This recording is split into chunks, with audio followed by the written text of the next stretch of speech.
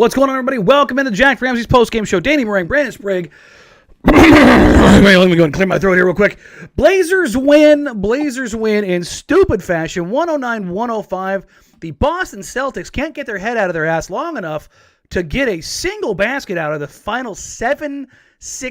They get to the free throw line. That is it. It was some of the most janky, awful offense I've ever seen from a team with that much talent on it.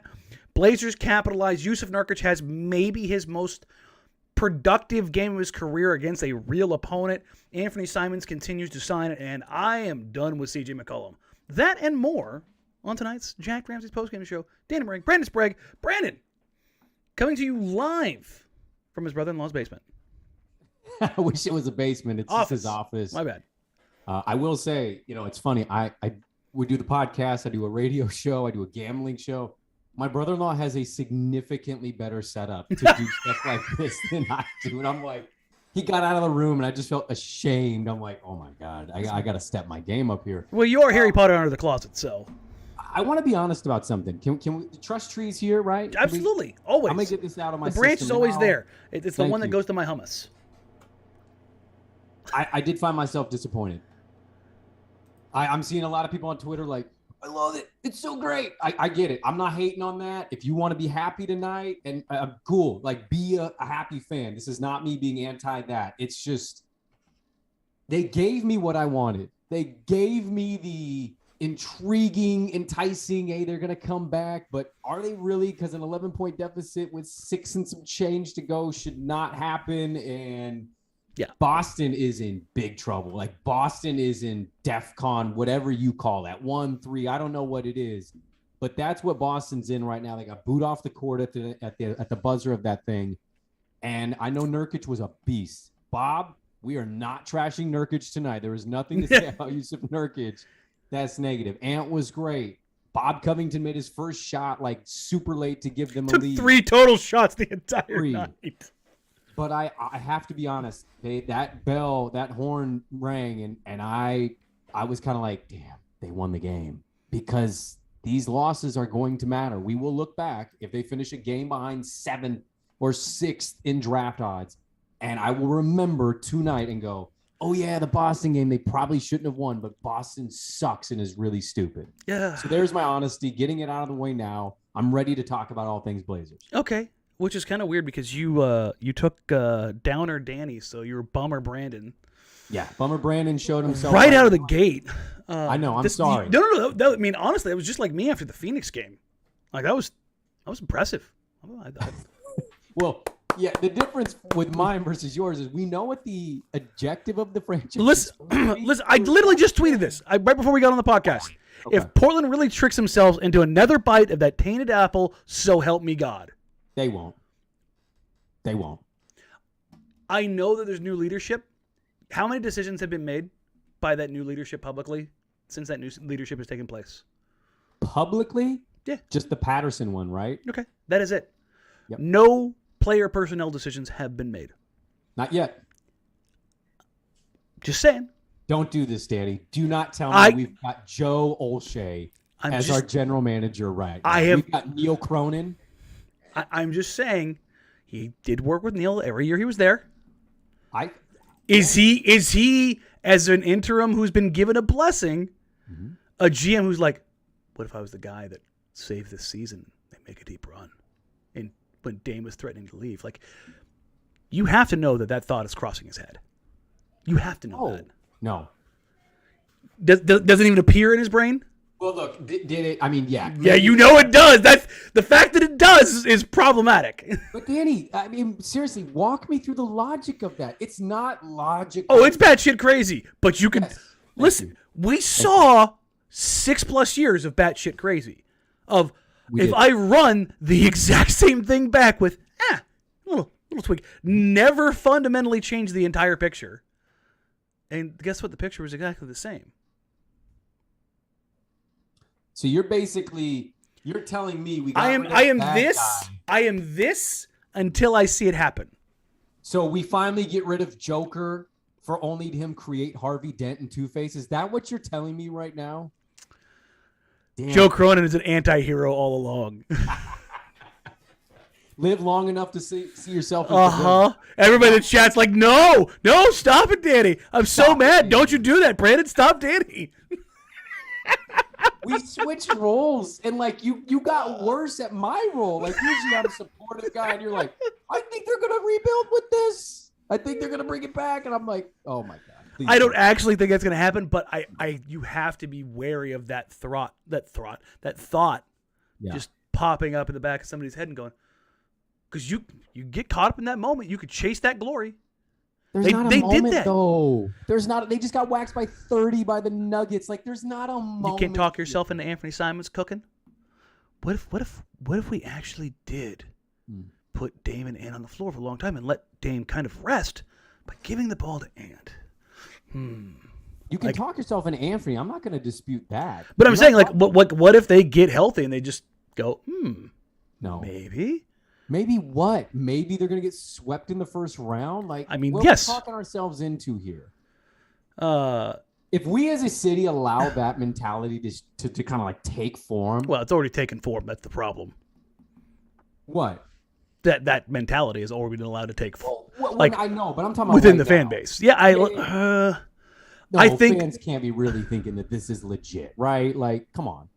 Is this a real thing? We got in chat. People are like, this is real. We want to. Not so much in the chat because I think we've got them brainwashed well enough to know that the tank is the best way to go. But I don't know, man. Like, great Nurkic game. Amazing Nurkic. Maybe, as you said, his best game ever. Can we stop with the thinking this is there's some gem in this team? Jake from YouTube says, Downer Danny has achieved his final form. Don't do this to me. They are going to lose to Toronto by 15 points, and I'm going to love to see what Twitter thinks. Oh, I know. But that's the thing. It's just that's... Which is an indication of what, Danny? Quentin Porter says, I firmly believe we could beat Memphis in the first round, but I'm pro-tank. No, you can't. I don't think so. You can't beat Memphis. I think that the only place they have a matchup where they possibly win is at the point guard position when Dame is fully healthy. Dame's like, not coming back. That's the thing. It's like, ER says, what's up with Brandon looking so fresh today? Well, it's because he had to go somewhere else. He had to leave the house. Well, honestly, I'm kind of looking at the picture, and I think this camera has like an Instagram filter. My skin's looking good.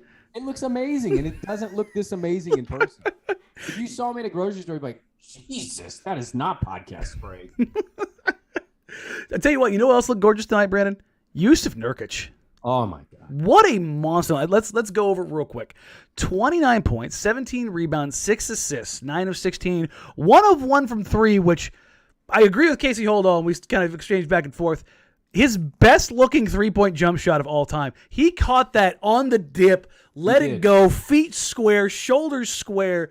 Just, I mean, it looked nice. It looked like if he had done that the very first time, Kevin Calabro would be like, let that man shoot. Instead, Calabro, first time he ever saw Nurk take a 3, it was like an off-balance leaner, and ever since then, Casey's like, never again.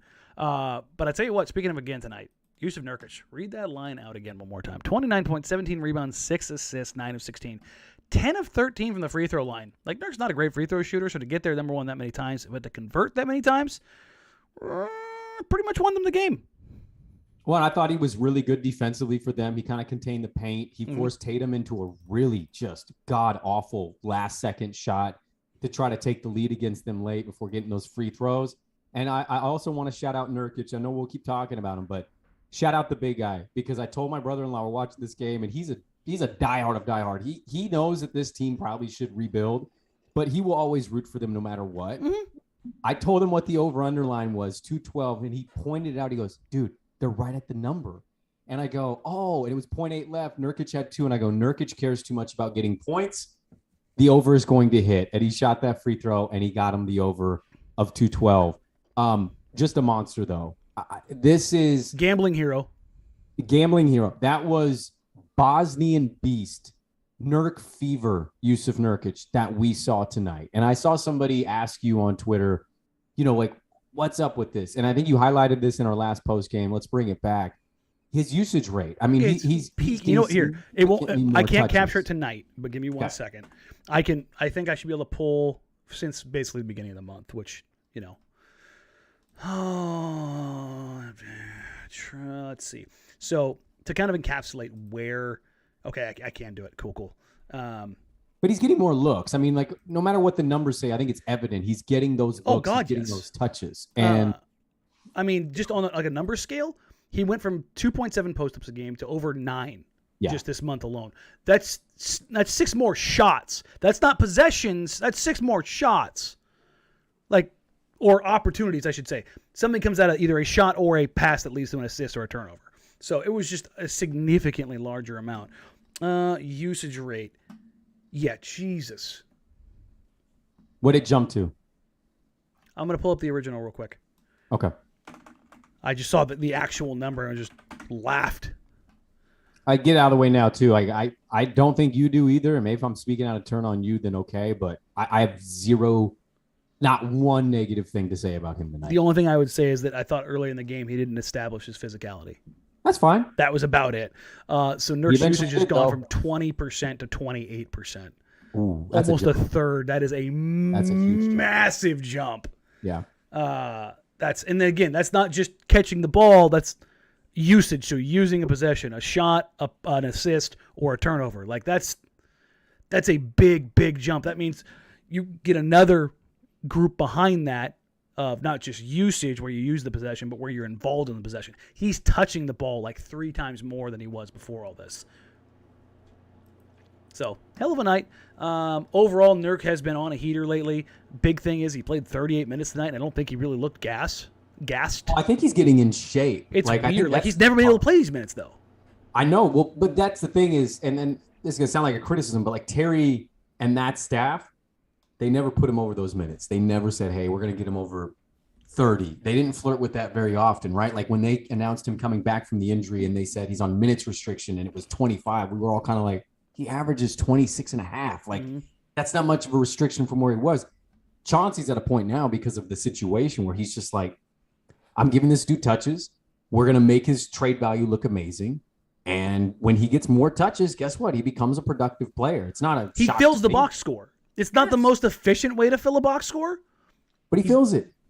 But that's the thing is like, and I think the more important part of this is in this, I've seen a lot of people see, you just need to get Nurk more involved. No, on a Damian Lillard led team, on any team anywhere, feeding Nurk this many possessions is not a good idea over 82 games or even in the playoffs. It's too inefficient. Well, I also just don't think it's physically possible. No, like the way he's built, I don't know if this could go more than 30 games of this kind of these touches and this kind of usage rate. I don't know if that would work for him. That's like exactly. It's the yin and yang of Jusuf Nurkic, right? It's like, yeah, sure. It's like, yeah, but, and this isn't a but performance night. He was a monster, but over the long haul, it's just not there, and that's okay. It's okay. He is playing like a monster right now in the time they need him to eat up possessions. It's very good in that regard. But over, bumping him up and still feeding him like this when you've got other guys around him doesn't make a ton of sense. It's just not, how it's all going to come together. I had a thought there, and I kind of lost it for a second. As far as it pertains to Nurkic, Bob says, "Come on, Danny, no negative Nurk talk tonight." It's not negative Nurk talk; it's just efficiency talk. That's you got to be efficient in today's NBA. Well, we're not talking about the game tonight. No, he was a monster. You're talking about a full season. Yeah. Like tonight was just a Shaq-like performance for him. This was the kind of physicality that he could have. This is the kind of dominance that he could have, and I think. Part of my frustration with him is that you see nights like that's where I was going. I'm sorry. Is that you see nights like this and you become aware of just how productive he can be. And it's like, not bad. Do we want to do the compliment sandwich here as far as the team goes? You know what I do because let's compliment. I think it's fair to compliment him. I mean, no matter. I'm talking about Nurk. I'm doing the compliment sandwich between teammates because this is going to be the shit in between. Oh, well, yeah. I mean, we're going to do the shit in between. I mean, it's pretty abundantly clear what it is. Oh, and my goodness. They won in spite of that shit. Like, I legitimately don't want to watch CJ McCollum play for this team anymore. I got viscerally mad, like irritated. Like, Nas is sitting there just beaming down the middle of the court. Like, Randy Moss threw it up like, hey, dog. Throw it up, Culpepper. Yep. Just, I got this. And he's like, you going to throw it? You're not going to, holy shit, you're not going to throw it. Like he took the next possession, but just like. Yes, I'm going to reenact it real quick because we were watching this on the live watch party. This is I'm Nas, okay? So CJ's out here. This is what Nas did. CJ shot. Just walked off. Like he literally was disgusted. He had to walk off because he couldn't believe. He's like, how did you not throw me that lob or pass? How did you not hit me there? I don't know. Like, I just... They won in spite of that. Like that speaks to what they did tonight. They won in spite of that. And beyond that, there was a time period in the third quarter where Boston went on that big run and just erased everything Portland had built. Mm-hmm. And CJ, was it 4 straight possessions? I think it ended up being 3, but he had the ball for like the first 8 seconds of that fourth. Yeah. And they were just awful possessions. I was texting back and forth tonight, and I was like, you know what? CJ's a better player than Anthony Simons. There's no doubt about that right now. Like he's got all the experience and everything else that goes with it.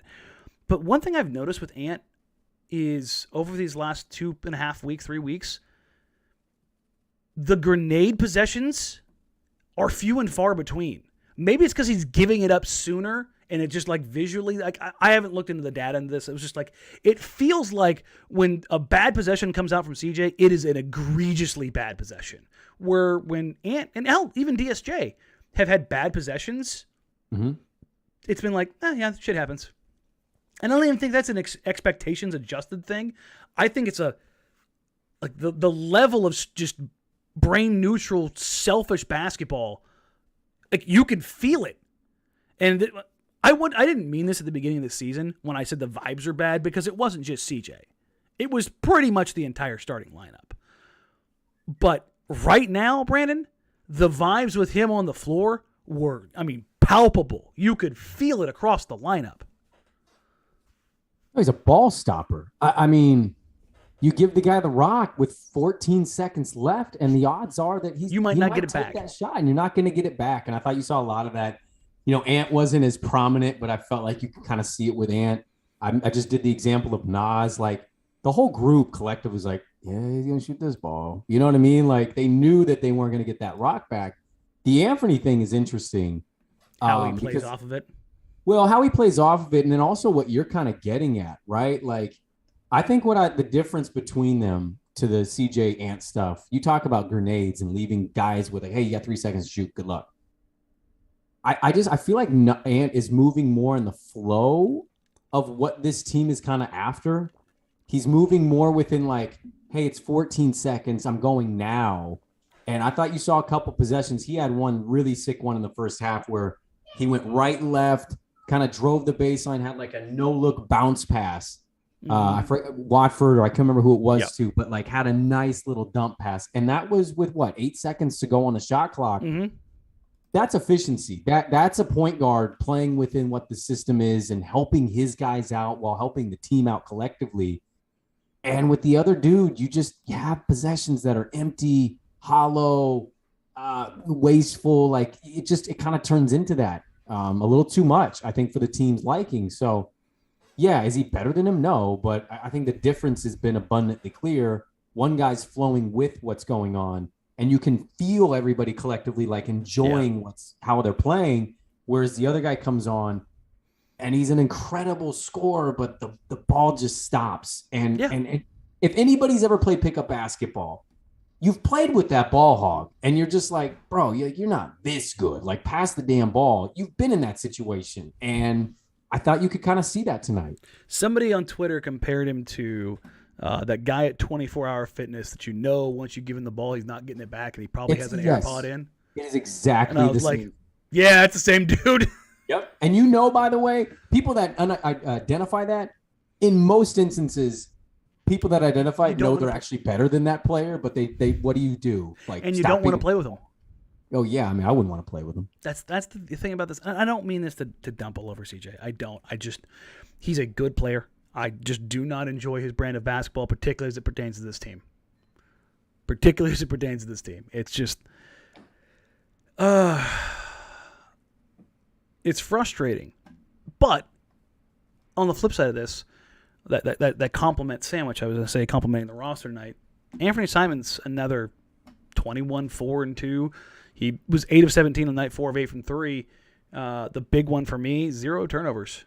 Yes, that was vital to me too. Turnovers for Simons when they were blitzing and trapping him pretty much the entire game. I think there was maybe a couple, 2 or 3 shots in there that I was like, you can do better than that. Particularly the ones he didn't change up his cadence or his foot speed, I should say. Attacking the rim, and Al Horford kind of veteran savvied him, knew how to put his hand on the hips and get a couple of block shots on him. So, but overall, what was your takeaway from Ant and another game playing alongside CJ, getting ball pressure and them really bringing something different to the table, at least in Boston?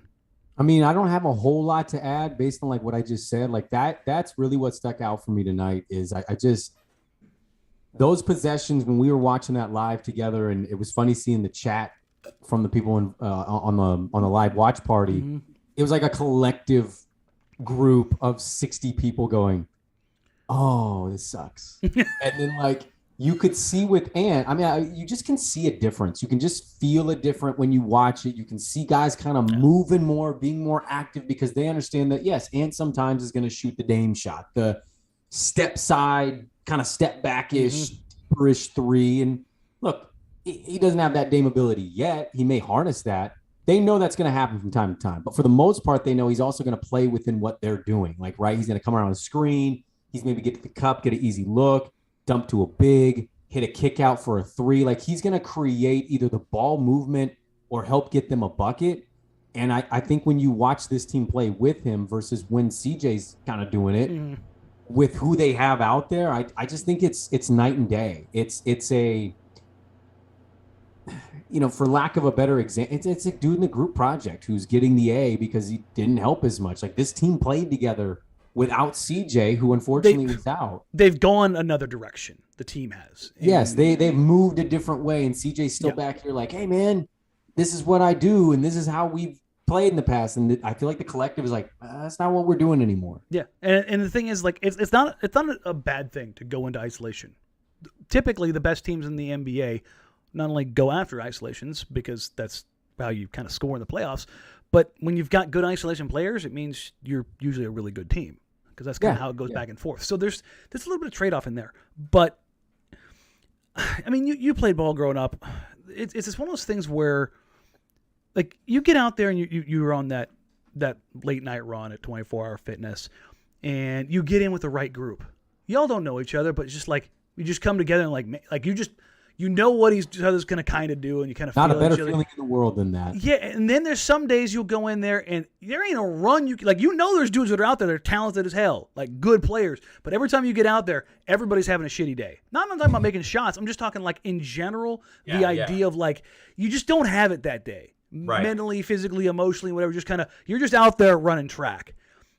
And I think CJ's just in his head running track. Well, these other guys the other 4 guys that are out there at a given time, like, hey dog, like we're all on the same page. We're not getting on your tune. Like we've been like you've been winning all night, and one guy's like, hey, I gotta go, I got kids, you know, and you pick up that other dude, like, you know, he's a bucket, but not really fitting into what you got going this night. And the more I watch him out there with that group, it's become egregious.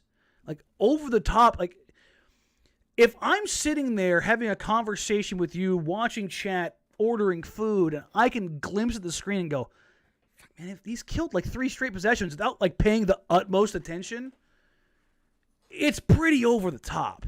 Yeah. You know, it's just, it sucks. ER says CJ's slowly turning into Carmelo Anthony. And while I want to say that's unfair, I don't think that's really that far off. Somebody tweeted that to us, I think 2 days ago. They were like, you know, and by the way, phenomenal player. Like, I need to make Hall of Famer. Abundantly clear, like, great player, okay? This is not like, well, he's not good at all. That's ridiculous. But somebody tweeted that. I was like, is he just a shorter Carmelo? Is that how this is going to age? And I said right on, because, like, I kind of wanted to push back, and then I thought, how is he going to age? And I'm like, I could see it. You know, it's like this dude made the league doing what, Danny? Getting buckets. He's a bucket getter. He did in high school. He did at Lehigh. It's why they built around him and Dame. He's had some great playoff moments. It's a bucket getter. The toughest thing with bucket getters is getting out of their system that they're no longer the bucket getter. Yeah. It's why Westbrook, I think, really struggles. It's I mean, it's why he's twisted up right now. Right. I mean, dear God, you see that shot off the backboard tonight? And that's one of they have a 2-minute clip that's been floating around social media. It's 2 minutes of straight air balls. I mean, in the last 2 years. I've been a Westbrook supporter. I know what his flaws are. It might be time for him to take like a week or two mental break and it's bad. Reassess what's going on, because this is the yips. This is turning into Chuck Knobloch. Not be able to throw. Yeah. Yes. So you had 3 primary benefactors then, obviously, in Simons, McCollum, and Nurkic. Bob Covington didn't get to touch the ball much. He spent most of his 3 total shots, 4 rebounds, and a block. I thought he was fine. I just was wondering if they were going to include him in anything. Was that Nurk or Ant that found him for that pivotal 3 at the end? Actually, I think that was CJ. I think that was one of CJ's 4 assists. Shout out CJ. Yeah, they dribbled. Was it? No, that might have been earlier in the game that CJ dribbled out. Well, I couldn't remember who it was, but as soon as they hit him, I'm like, he's going to hit that 3, isn't he? I don't know, man. I'm so conflicted when they win this game, and I was enjoying the game. Yeah, no, it was when they should lose, and you brought in the Bummer Brandon energy, just like straight out of left field, just Mike Tyson 10-second knockout stuff. It was impressive, but at the same time, like, man, Ant had a good game. Nurk had a lifetime game, and then I'm like, I wish I saw more of Nas. And it wasn't like he had a bad game. I'm just beginning to wonder how much of this is he's going to be losing an opportunity by not playing more with Ant and actually having to share the floor with, Norm if he comes back, CJ if he comes back, just because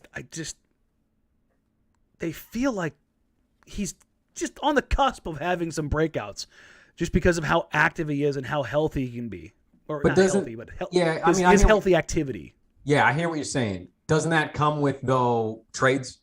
Like, isn't that all that stuff kind of going to impact it with trades? Like, once they ship 2 or 3 of these dudes out, I mean, they're going to have no choice but to play him more minutes, and he's going to have no choice but to have more touches. I think you're waiting on the trade situation because they won that game tonight. I don't know how else to get him more than what he's getting. To get him more involved. Yeah, I don't know what do you do, right? You're not sitting CJ. Norm, you would imagine, is going to come back at some point. Bob Covington already with CJ returning. Less shots. Like, he's like, oh, I got 3 shots tonight. Yay. Remember the frustration at the beginning of the season? And yeah. Yes. And so, to get to your Nas point, I'm with you 100%. But I kind of just largely look at this as until they make a move. I don't know if the opportunity will present itself. I hope it does. I love watching him play and, seeing him kind of grow in different ways. I thought he was active tonight. I thought he did some really good things for them. But the window was kind of limited for him because of the touches and the way everything kind of went. Grand scheme here, you kind of hit on the Bummer Brandon section of this, but the Blazers have one more game on this road trip. If they lose it, they'll go 3-3 on the road trip. Watch them go 4-2. Oh my God. Quadrupling their win total on the road. Hey, they win that game. They only need 9 more for 11. Oh my! I'm just saying, can you imagine if that scenario played out? Oh, my God. I think they will turn that around. I think they will do what they can. They say, oh, we're going to win this year. See? Now it's in your head. See? Well, Danny, 1 tonight is different than But you still see it. You see how it creeps in so easily. It's just maniacally evil. These positive thoughts of, well, maybe. It's like, what is it, Smaug? You get the greedy dragon just sitting in there. It's a Hobbit. Come on, man. Keep up. I don't know what you're talking about. You're a nerd. Wait, I'm a nerd because I don't know anything about Hobbit movies? Maybe I'm projecting a little bit there. Are you talking about Schmeagol? Is that where you were going for? No. The one before. I can't even remember what it's called anymore. The Hobbit movies? Yeah. The ones that the book was written about before The Hobbit. God dang it. Or is that The Hobbit? No, that is The Hobbit. It's The Hobbit, not Lord of the Rings. Yeah. Well, the Hobbit movies are better than Lord of the Rings. Yeah, they are. That's what I was talking about. Yeah, okay. I still don't know what you're talking about, but Yeah, I get it. Smaug, the dragon in the mountain. You could have just used like a real reference like Star Wars, and I would have been like, okay. I mean, Lisa says, Danny, what does your hat say? Chill City? No, ladies and gentlemen. City. That's Dill City. Shout out the Porter Pickles. Pickles. That's how it goes. Shout out Joe Simons for probably giving you a free hat. Actually, no. So these are from Joe Shane and I threw out a first pitch at a Pickles game. Oh, nice. You know, we got invited to do that, and me and Dirt were like, I'm going to pass, just in case we had a bad one. I did one for the Hops once. Oh, did you? Yeah, we actually we did like 9 first pitches because everybody from our station went out. Oh, nice. And they clocked it for us so we could see how fast we threw. I threw a perfect strike. I probably threw almost as hard as I could, and I am very embarrassed by that number. What 67? Oh, man, you almost hit that square. 68. Ooh, doggy. 68 heat right down the middle, baby. That change-up speed. Call me Jamie Moyer. How, on a scale of 1 to 10, Yeah. how scared are you of the Blazers actually turning this around? Oh. And sticking to it? A 3. Maybe 3? A 2. Yeah, a 3 or 2. Why? Well, they're trading Nurkic. They're trading Covington. Mm-hmm. They will trade CJ. Dame is out for the year. The trade chips that are being rumored don't sound like they're playing. So then you're going to be playing Greg Brown, Tristan Watford, Ant, Nas, Zeller. You know, like if Nance comes back and you don't trade him, like you're going to have some pieces who can have a good night, but ultimately you're going to be like, hey, Greg Brown, we need you to have a great game for us to win. You're not going to play Ant 38, Nurk 38, Cov 38. No, and that's the difference, right? If you don't play Nurk tonight, they get housed, but Nurk had a beast Shaq-like game, was amazing. So I get it. I understand it. I saw some of the reaction on Twitter, like, are they getting me back in? Are they talking me into this? Like, that's such a Blazer thing to do. I think Joe Cronin still sees the bigger picture in this thing. He's like, we're not competing. We can get better. Let's make these trades. Bob says, are you sure they're trading Nurk? Yes, I've got quite a large amount of money. Anybody who wants to take that bet. Bob, take the bet with Danny. I will set up a nice little account that money we held in, and then I will collect my winnings February 11th. Why do you think he's getting so many touches? Not just that, like, he doesn't fit what they want to do. Like, organizationally, they're going longer, stronger, more athletic. Like, that's what they want, a vertical rim runner and vertical rim protection. They do not have that, and they have not had it. That is Nurk's biggest shortcoming. Yeah, I'll say this about him, by the way. I also think he's getting traded. He plays like this, though. He might be able to recoup some money that he lost earlier. That's actually the more important thing, because I don't think the Blazers get any more or less assets than what they're getting for him. But right. Money-wise, if he can stay healthy, because that has been a very telling point that we've kind of undersold this year. That's his only bugaboo. If he can stay healthy, he may have got himself back some money. Because which good for him. He lost money with his injuries. Like, there's no doubt about that. It's just how it goes. But yeah. I think I'm at a 2.5 as far as the freak out. Get out! I'm doing a podcast. Get out of here. I bring puppies. You bring kids. Hey, you know what I mean? It's perfect. It makes up for our Bummer Danny and Bummer Brandon stuff. You know, Downer Danny and Bummer Brandon have cute little things behind them. It's true. I think it's the smaller the thing it is, like you're compensating. So I actually should have told her to come in so I could put her on my neck. Put her on your neck. And just torture racked my kid while we're talking about the Blazers. It would be... that's a little evil. Somebody asked a question here. Nurk seems to really turn the corner since Dame has been out. Basically, since Dame has been out, his usage has gone up. So that's kind of where we're at with that stuff. Yeah.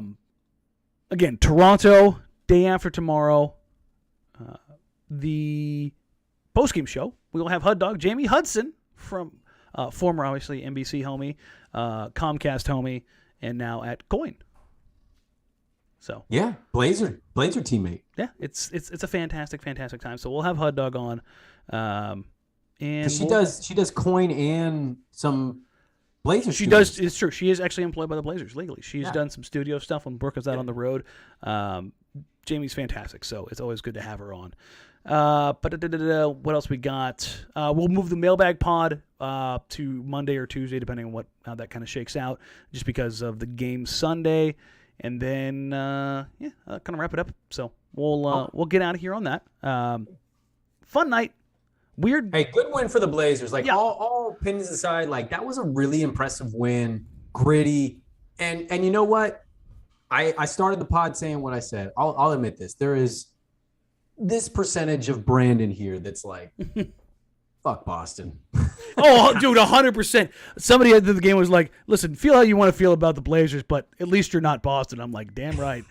Like, we know we're defunct. You guys are still over there pretending that you're not. That's just... They're going to get in a vulnerable position. It's them and Philly are in really weird places right now. Each one thinks that the other one should give more in a trade. So I don't think anything will happen there. But we'll get out of here on that. Thank you guys so much. Like, rate, review, subscribe. If you haven't already, click the subscribe button here on YouTube. Help us get to 2,500. We are getting very, very, very close to 2,500.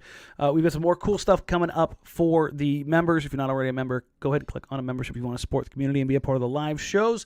Until Sunday, we will catch you all then. Take care. You can find us on social media at Jack Ramsays, at Danny Marang,